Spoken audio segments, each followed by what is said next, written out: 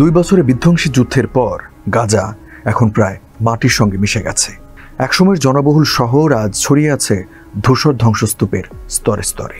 বিবিসির প্রতিবেদনে দেখা গেছে গাজা নগরের উত্তরাংশ থেকে বেইত হানুন পর্যন্ত বিস্তৃত এলাকা জুড়ে চোখে পড়ে শুধু ধ্বংস আর শূন্যতা।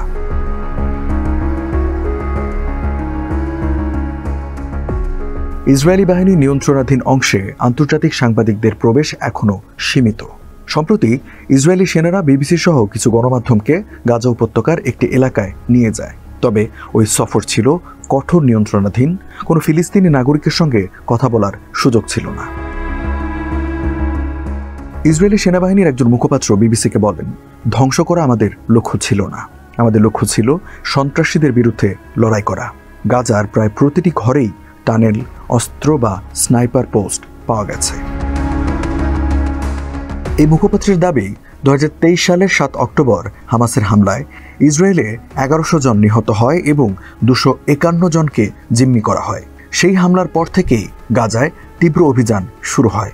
হামাসের নিয়ন্ত্রিত স্বাস্থ্য মন্ত্রণালয়ের হিসাব অনুযায়ী সে অভিযানে এ পর্যন্ত নিহত হয়েছে 68,000-এর বেশি ফিলিস্তিনি।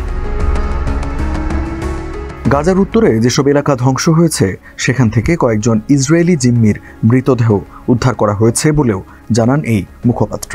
এখনও 7 জন জিম্মির খোঁজ চলছে। বিবিসির প্রতিবেদনে বলা হয়, গাজা শহরের দৃশ্য দেখে বোঝা যায় না কোন এলাকাটি আগে কোন পাড়া ছিল। প্রায় সমতল হয়ে যাওয়া ধ্বংসস্তূপের ভেতর এখন নতুন করে স্থাপন করা হচ্ছে মার্কিন প্রেসিডেন্ট ডোনাল্ড ট্রাম্পের প্রস্তাবিত ইয়েলো লাইন, যা ইসরায়েলি ও হামাস নিয়ন্ত্রিত এলাকার অস্থায়ী সীমারেখা নির্ধারণ করছে। যুদ্ধবিরতি ঘোষিত হলেও সীমান্তে গুলি বিনিময় প্রায় প্রতিদিনই হচ্ছে।